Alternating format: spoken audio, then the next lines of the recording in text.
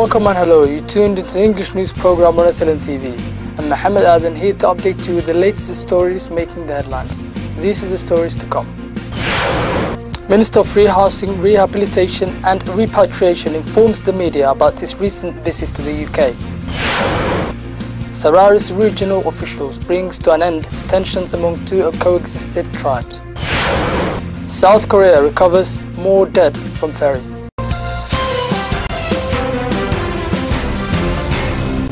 Minister of Housing, Rehabilitation and Repatriation Mohammed Abdi Kahin informed the media about diplomatic meetings held with key British officials during a diplomatic visit to the UK.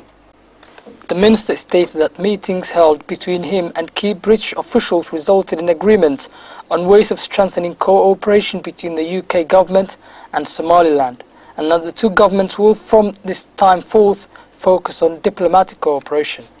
Minister of Housing, Rehabilitation and Repatriation Mohammed Abdi Kahin elaborated on the objective of meetings held. He reaffirmed the Somaliland government's commitment of taking the country forward and confirmed that he discussed the British officials over issues relating to the immigration policies of both nations, including returning the Somaliland citizens who were unable to receive their citizenship documents in the UK to Somaliland.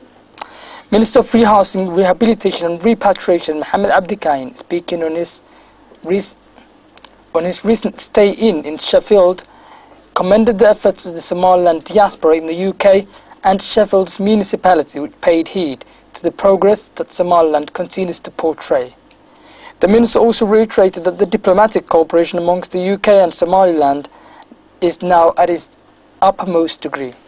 Officials of Sarar region, cultural leaders, religious scholars as well as a number of intellectuals attended an event held in the regional capital Ainabo to bring tensions among two tribes in the area to an end.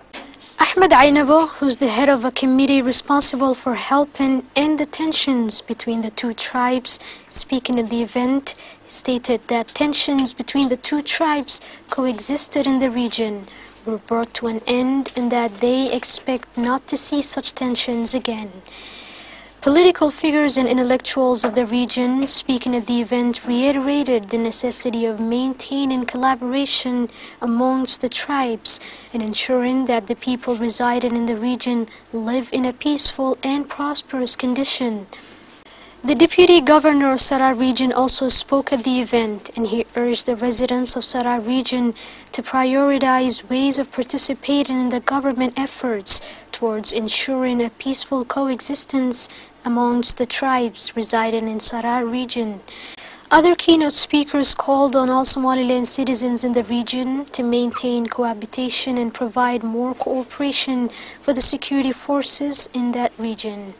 The Islamic scholars in Norway hosted an event held in Tawfiq Religious Seminary to raise awareness on several issues needing the attention of the Muslim communities in the country.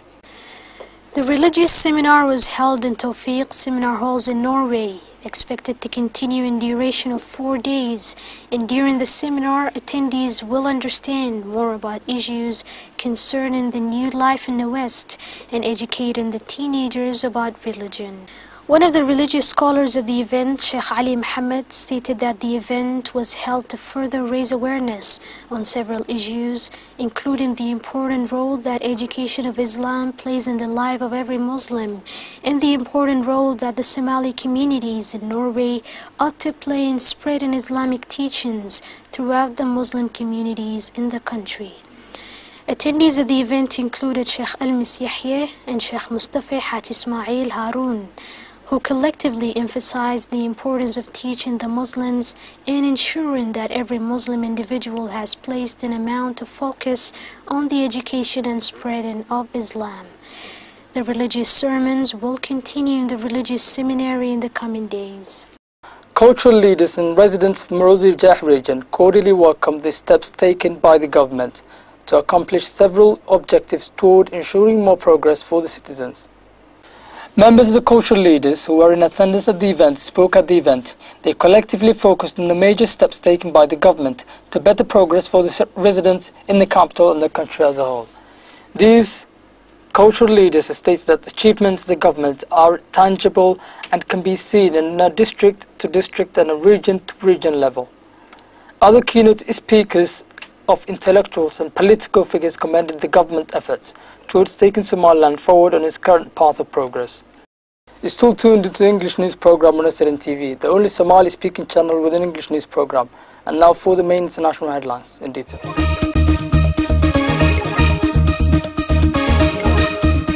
South Korean divers retrieved a further 13 bodies from inside a sunken ferry on Sunday, bringing the official death toll to 49. Each body was draped in clothes and taken on a stretcher into an identification tent.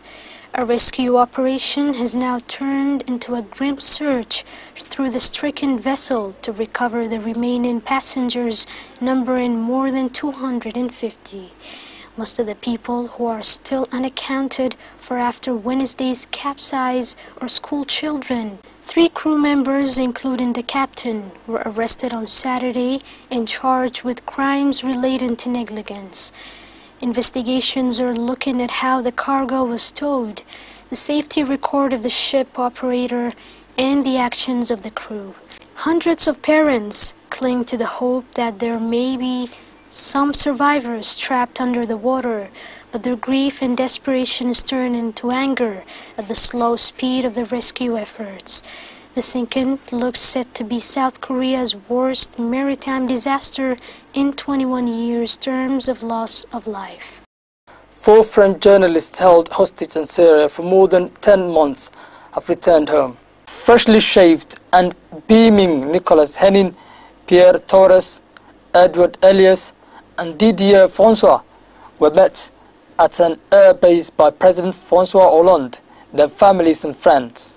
It's a great joy and an immense relief, obviously, to be free under the sky, which we haven't seen for a long time, to breathe the fresh air, walk freely, veteran European reporter Francois said in an impromptu speech at the side of his fellow ex-hostages. French authorities have released no details of their liberation. Turkey's Dogan news agency first reported that an unknown group transported the journalists blindfolded and with hands bound on Friday night to the southeastern border of Turkey, where they were discovered by Turkish soldiers. That's all for now. Thanks for watching. Catch us tomorrow at the same time. Until then, goodbye.